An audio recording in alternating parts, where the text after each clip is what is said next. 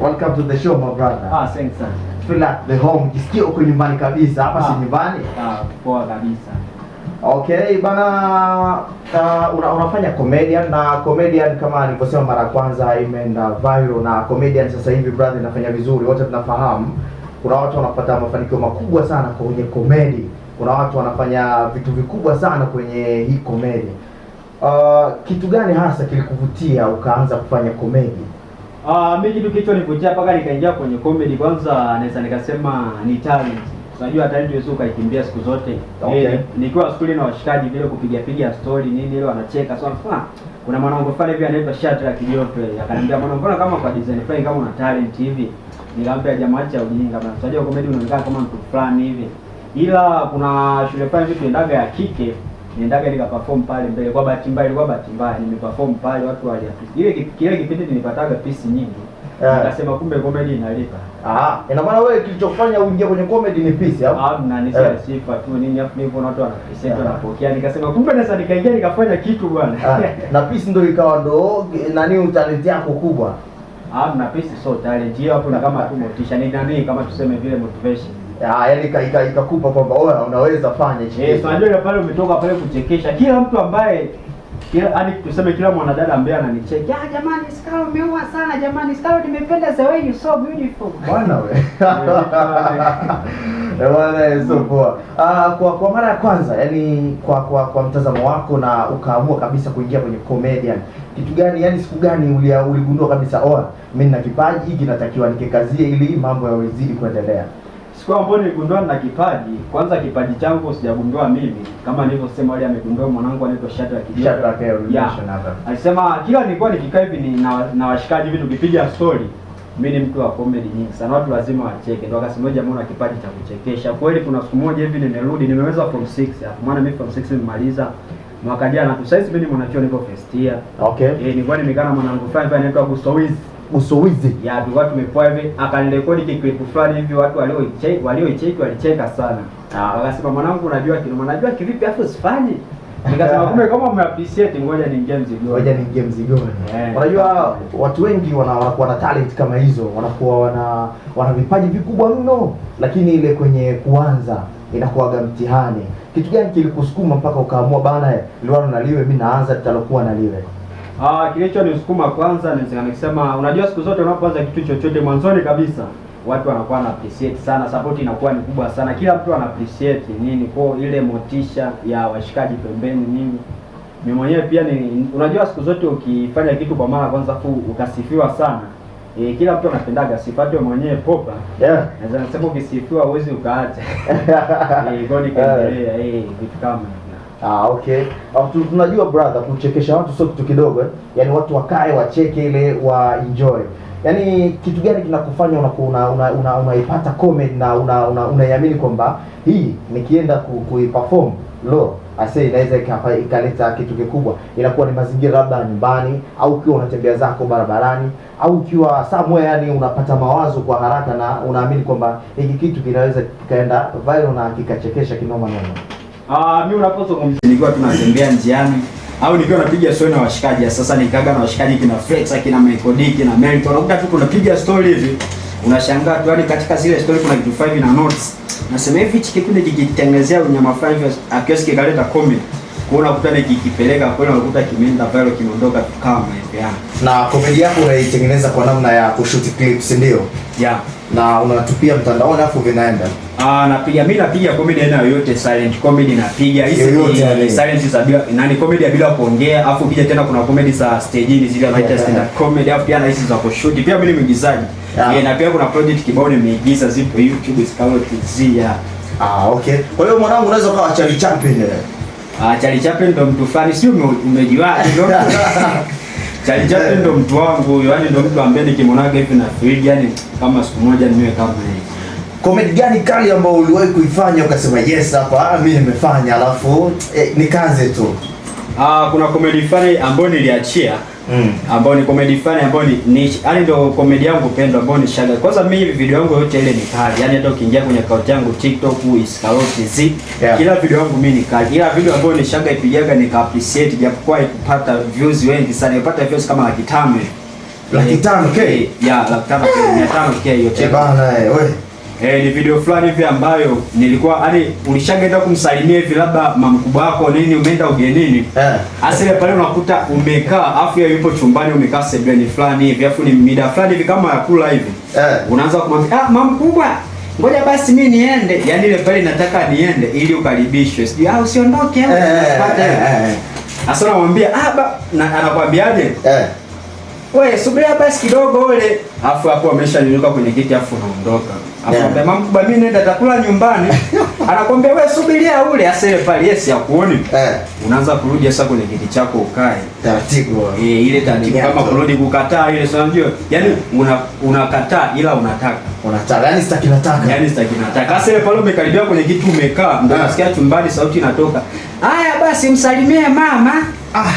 Afu uko ndani. Afu uko nichikondo ile pale utasema hapo nimehadisia tu hiyo hapo ni skiti ambayo hata ulivyohadisia mtu akiimagine anaona iko kitu na kwenye familia zetu by the way kinatokea sana. Umeona katika kufanya kazi kwako ya comedy hii ambayo unaifanya kuna naamini siku zote haziwezi kuwa sawa. Kuna siku unaamua labda napanga kitu hiki nikakiwakilisha kitu hiki au nikawasilishe mawazo haya, unakuta haijatokea kama wewe ambavyo umefanyaje umepanga. Iliwahi kukutokea na ilikuwaje na ilikuchukua vipi?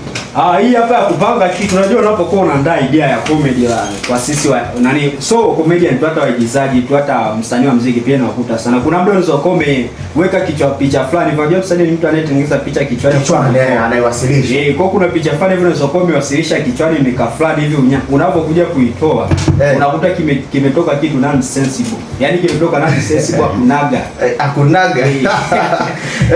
Unashangaa ni kwa hadi sometimes unapotoa kitu ndio maana hata Bongo Movie inapotuanza pale mwanzo anakuambia saidi ya kukuza filamu za Tanzania wanajua kilichopo ndani sio kilichotarajiwa. Kwa lazima uanze kuomba msamaha kwanza. Ndio maana wanaomba ile saidi ya kukuza ubora wa filamu Tanzania. Yaani saidi ya kukuza, saidi ya kukuza jamani tulichotarajia sicho. Bwana noma unatisha kinoma. Ni comedian gani ambaye unamwangalia na kuna time unatamani hata siku moja ufike yale mafanikio ambayo yeye kunayo, ufike hata zile level ambayo yeye yuko kimafanikio, namna ambavyo wanavyoifanya comedian gani ambaye unamwangalia? Kwa Tanzania naweza nikasema hamna, maana mimi ni mtu ambaye nimebase international kabisa. International mimi comedy ambaye namwangalia. Mimi namwangalia sana kuna jamaa fulani kwa Nigeria anaitwa Odinaka. Alafu na comedian mwingine pia wapo wengi sana. Mimi naangalia sasa nje kwa sababu mimi ni mtu ambaye napenda sana silent comedy. Ila nyingine nazifanya sawa vizuri. Ila mimi napendaga sasa silent comedy. Ila Charlie Chaplin ndio jembe yule ambao namwangaliaga kila sijapokuwa shaga ondoka aliko huko RIP. Ila wewe pale ni kiboko yao yule ni film. Unajua na kuelewa kwa namna hii unajua unasema unapenda silent comedy. Brother, katika kitu kikubwa watu huwachekesha ni maneno. Sasa ukawa mchekeshaji ambaye unafanya vitu kimya kimya. Bro, ni kipaji kikubwa sana. Umeona bana. Kwa jinsi ambavyo ulivyoingia kwenye comedy na naamini safari yako bado ni ndefu katika kuikamilisha. Ndo tuko tunaanza angalau una mapokeo mazuri lakini bado tupo tunaanza. Kitu gani watu ambacho waweke imani na wewe kusudi kwamba mbeleni kitaweza kikawa bora au kikawa kikubwa tofauti na hapo ulipo leo? Kitu ambacho naweza nikwambia ni kwamba mimi kwanza silali, kulala ni shaga sawa. Ulali? Ukiwa unalala afu na hela kidogo, tunaweza tukasema una psychological proceduring problem which is for yani hadi Kiingereza kinaroma. Bwana wewe. Yaani kuna matatizo ambayo yawezekeki. Kwa naweza nikasema kila siku nawaza kuja kitofauti kufurahisha watu. Naweza nikwambia kwanza wanasumbanga kwanza wamepata jembe. Sio kama anajisifia. Wajivunie jembe. Sumbanga wamepata mpini wa jembe. Wafipo wanasema hii hapa tanini wanasema mkolo. Kwa naweza nikasema mimi kwenye comedy nimejipanga kuja na vitu vingi sana kwa na Sumbanga ategemea kabisa kwa Sumbanga anatoka comedian ambaye ni mnyama sana hatari sana ambaye anakuja kuwakilisha nchi, mkoa, hadi so nchi tu hadi bara dunia nzima kwa ujumla. Dunia nzima kwa ujumla iko hivyo. Kwa comedy ambayo unafanya na naamini unafuatilia baadhi ya comedian. Comedian gani ambaye ukipiga naye collab unaamini kwamba unaweza mkatoa kitu na kikaenda kinoma noma. Comedian ambaye nimeshirikiana naye sana ni Akili Mbili Kamdomo. Unajua Kamdomo nimepiga naye content kibao zaidi ya content 200. Ni mtu ambaye tumeondoka naye sana, kuna ile slogan ya Kamdomo tumeipeleka sana mjini mpaka sasa hizi imekuwa msemo wa taifa. Yaani zunguka kote ni Kamdomo. Kwa nini nikisema Akili Mbili ni comedian ambaye kwanza na appreciate sana. Ni mtu ambaye watu wanamuonaga kama zimeshekela, ni mtu ambaye anaongea akili sana. Nikikutana yule nikipiga naye kipu, watu lazima wanasema haleluya, amina. Bana wewe. Kwa namna ambavyo unavyojiona, kwa namna ambavyo unaipenda hii career, unajiona wapi baada ya leo ambao tunapiga story mimi na wewe? Ikisha leo unajiona wapi miaka ijayo mbeleni huko? Naye niona ni Mungu ndo anajua. Mimi naweza nikasema anajiona mbali nikafa kesho. Kwa anayejua ni Mungu. Cha msingi tuzidi tu kupambana basi. Yaani ndio hivyo, Mungu ndo anajua hatima yetu. Unaweza kukuta comedy labda ni njia ya kwenda sehemu fulani au ya kwenda wapi. Kwa mimi nasemaga kila kitu anachopangaga ni maana hata ndoto za kwa comedian ziliingilia katikati. Hata wewe mwenyewe popa sasa unaweza kwa sasa unatangaza hapo. Kumbe Mungu ameweka ndo njia yako ya kuja kuwa rais. Bana kuja kuwa waziri, mbunge. Njia unaweza ukaja kwa ukiniuliza najiona wapi? Labda nichukue kioo nijiangalie. Uchukue kioo? Nijiangalie. Ndio utajiona unajiona wapi. Lakini kwa sasa hivi ila ni Mungu ndo anayejua sasa hivi. Bana wewe unajua kuchekesha? Kuchekesha ni kipaji najua, of course. Na si unaua kinoma noma? Mimi naua sisi tunakusikiliza, chekesha. Mbona unishtukiza sana, ni kama umenipiga risasi. Wewe si kazi yako. Wewe chekesha, mimi nishakufa. Labda nije na story moja hivi. Unajua kuna mwanangu fulani hivi anaitwa Michael D. Michael D. Sasa huyo mshikaji bwana, huyu ni manager wangu ambaye pia ni director wangu. Huyo mshikaji kuna siku moja hivi alinibebaga kanisani kwao. Unajua ni walokole bwana. Sasa aliponibeba kanisani kwao, lile kanisa kiukweli mpaka leo sijawahi kutanaga na kanisa kama lile. Mnaonisikiliza wote, naomba mnisikilize vizuri. Sijawahi kutana na kanisa kama lile. Wewe, yaani lile kanisa ni kiboko. Ilikoje bwana? Kwanza nimeingia mle kanisani. Nimekaa pale na sali kama kawaida. Nikashangaa nimeletwa daftari. Jamaa fulani akaniambia, "Hey, unaitwa nani?" Nikamuuliza mwanangu Michael D ambaye ndo meneja wangu. Akaniambia, "Hilo hapo daftari la sadaka bana. Yaani ukiandika huko jina na maana ni kwa ajili ya sadaka." Nikasema, kanisani hadi majina wanaandikisha. Nikasema, "Ili hapa ni story sadaka." Nikaandika jina la uongo. Sasa nilipoandika jina la uongo imefika muda wa sadaka. Nikashangaa wanaanza kuita majina. Niliandika Isaya. Mimi ni Skalo ila nikaandika Isaya. Imefika muda wa sadaka, nikashangaa wanaanza kuita mmoja. Unaenda pale mbele unatoa sadaka. Alafu unapita, alafu unaenda kukaa upande wa pili. Nikasema mwe, acha nichi mwe. Alafu mfukoni na 500. Bwana wewe. Sasa pale nikasema, mbona hapa ni kama unataka niwe mwe? Tafanyaje mwe? Wakaita wote, nikabaki peke yangu nimekaa pale. Nikasema sasa tafanyaje? Hata kama nimedanganya jina, hata kama ningefanyaje hapa? Haya bwana, ngoja tutafanya. Mchungaji akaita Isaya. Nikaenda pale mbele. Akaniambia Asa mimi nilikuwa na 500 tu mfukoni. Nikaona aibu kutoa 500. Maana pale unatoa alafu anasema wewe umetoa shilingi ngapi? Jamani pigeni makofi. Asa mimi nikamnong'oneza mchungaji ili kuficha aibu. Nikasema mchungaji mimi sina. Akasema wewe mnamsikia huyu? Anasema na amekuja kufanya nini kanisani huyu? Akasema hebu kaa pembeni kwanza. Akaniweka pembeni.